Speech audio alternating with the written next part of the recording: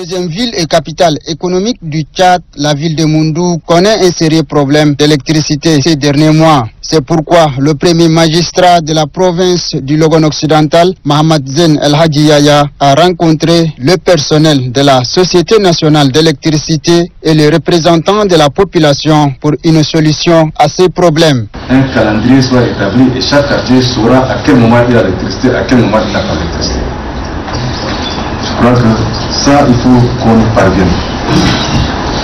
Je voudrais dire aussi que moi, je suis mal à l'aise avec ce privilège-là, d'avoir 24 heures sur 24 d'électricité alors que la ville n'en a pas. Le chef d'exploitation de la Société nationale d'électricité, Mohamed Issa Rachid, a souligné que l'approvisionnement en carburant ne pose pas de difficultés. Pour lui, il faut un autre générateur afin de mettre fin à ces problèmes. À l'issue de cette rencontre, des instructions ont été données par le gouverneur Mohamed Zen El Hadji Yaya au chef d'exploitation de la SNE pour que toute la population ait de l'électricité.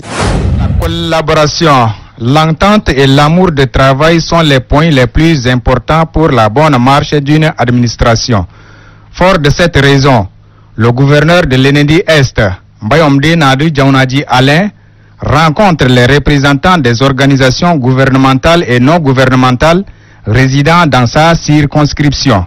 Au cours de cette rencontre, le secrétaire général provincial Mohamed Abdelkerim Ali a salué la ferme volonté du gouverneur dans le processus du développement. Il a par ailleurs rappelé que ses collaborateurs accomplissent très bien leur mission sur le terrain.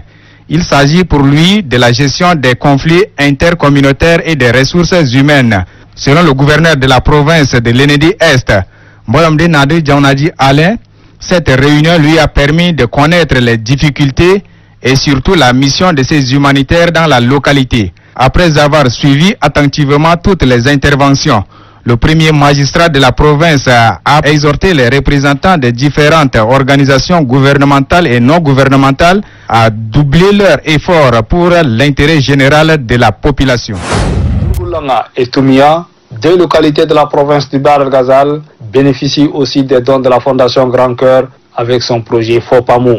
À Dourgoulanga, le représentant du chef de canton d'Irguima, Mohamed Hamid, s'est dit fier et remercie au nom de la population la Fondation Grand Cœur pour cette œuvre de bienfaisance. Ensuite, le point focal de la Fondation Grand Cœur du Bahr el Ghazal, Issa Abdraman Tchoungouli, et le chef de mission, Koudou Choukou Tidjani, ont donné des conseils allant dans le sens de la création des comités de gestion en vue de pérenniser les acquis du projet. Le sous-préfet de Dourgoulanga, Haki Goukouni, a signifié que la population a longtemps besoin d'eau, surtout potable. Après cette localité, la délégation s'est rendue à Toumia, une nouvelle commune. Le chef de canton de Biria, où le désenemi, a fait preuve de reconnaissance à la Fondation Grand Cœur. Le point focal de la Fondation Grand Cœur du Bahr el Ghazal, Issa Abdraman Tchoungouli, et son chef de mission, Koudou Choukou Tidjani, se sont appesantis sur les réalisations de leur organisation et demandent aux usagers de veiller à l'utilisation de ces dons. La vérification de la bonne marche du château,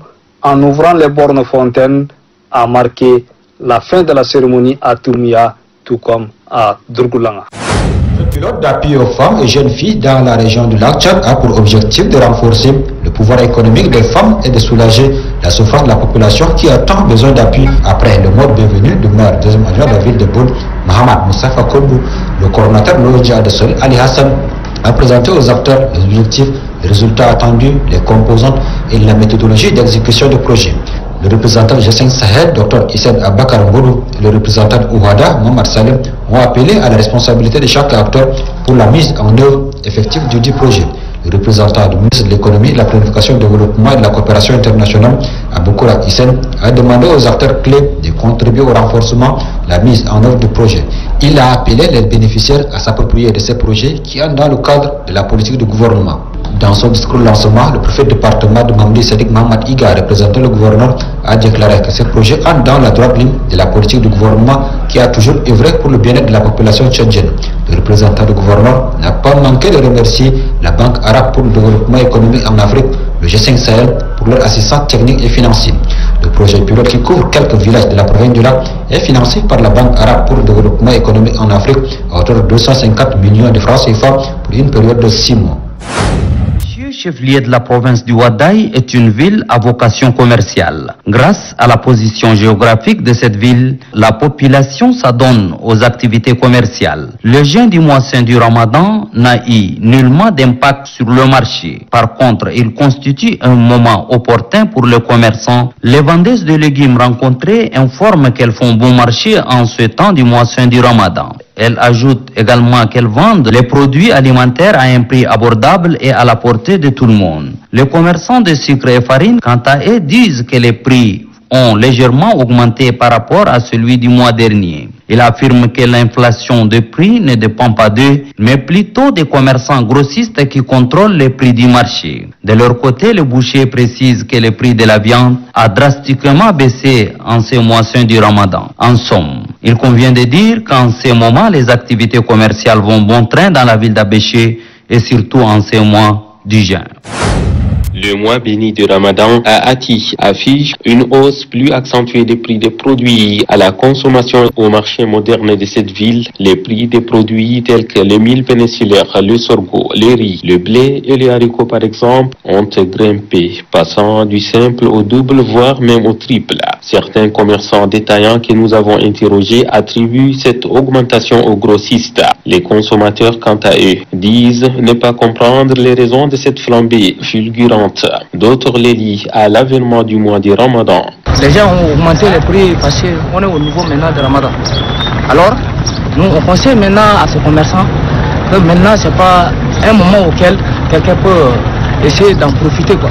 Pendant ce temps, le bureau provincial de la Chambre de commerce du Bata, après avoir été interpellé par le gouverneur, travaille d'arrache-pied à mettre en œuvre le juste prix. Toutefois, selon le président de la dite chambre, Saleh Goudja, et les délégués provinciaux de la CCAMA, Suleiman Ad-Dakhir, une plus grande sensibilisation s'impose à l'endroit des commerçants pour l'application du juste prix. En principe, en ces mois sacrés, les commerçants devraient être généreux envers les consommateurs et ne pas profiter de cette opportunité pour augmenter les prix. La fondation turque Diyanet Vakfi, à travers l'association Ayadi Al-Iqwa de bienfaisance du Tchad, a doté d'un château d'eau le village de Marmotiji, situé non loin de la sous-préfecture de Kondol. Ce château d'eau est d'une capacité de 14 mètres cubes et équipé de 20 panneaux solaires. Pour le directeur de la fondation turque Diyanet Vakfi, Ousmane Turk, sa fondation est toujours prête à aider la population tchadienne en matière d'eau. L'ambassadeur de Turquie au Tchad a affirmé que la construction de ces châteaux d'eau constitue un signe profond d'amitié entre le Tchad et la Turquie. Nous sommes fiers des activités de nos ONG, des activités au Tchad, car ils construisent des ponts d'amour entre les deux peuples à travers leurs activités. La Turquie continuera toujours à être une aide et un soutien dans toutes les régions du Tchad. Le président du Conseil supérieur des affaires islamiques du Tchad, Dr Mohamed Issa Katir, a salué l'intervention de la Turquie dans le domaine social au Tchad. Pour le directeur général adjoint du ministère de l'hydraulique urbaine et rurale, Mohamed Ker Salah, l'acquisition de ces châteaux d'eau permet à la population de ces villages d'éradiquer toutes les maladies liées à l'eau. Des vivres ont été distribués à la population en cette période de Ramadan par l'association tchadienne Ayadi Al-Iqwa de bienfaisance du Tchad.